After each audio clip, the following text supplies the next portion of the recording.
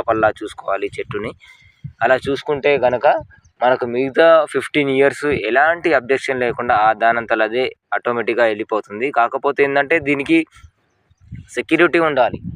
24 hours మనం ఎలా కాపలా కాస్తామనంటే మనం 15 ఇయర్స్ 12 నుంచి 15 ఇయర్స్ వచ్చిన తర్వాత మనం కాపలాగా వెయిట్ చేస్తేనే మన మొక్కలు అనేవి మన చేతికి వస్తాయి. లేదంటే మనకు స్మగ్లర్స్ అంటే మన ఊర్లోనే మన పక్కింట్లో ఉండి కానీ నరికేసే వాళ్ళు చాలామంది ఉంటారు.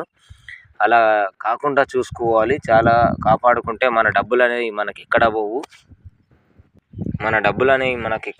రైతులు ఏంటంటే చాలా కష్టపడి వ్యవసాయం చేస్తుంటారు కానీ దానికి ఏంటంటే ఎలాంటి సెక్యూరిటీ ఉండదు. కాబట్టి వర్షాకాలంలో నష్టం వచ్చినా కష్టం వచ్చినా అదే వరి, మొక్కజొన్న, పత్తి ఇలా చూస్తుంటారు కానీ ఇలాంటి పంటలకు ఎవరు మొగ్గు చూపరు. ఇలాంటి పంటలు మొగ్గు చూపాలంటే చాలా కష్టపడాలి.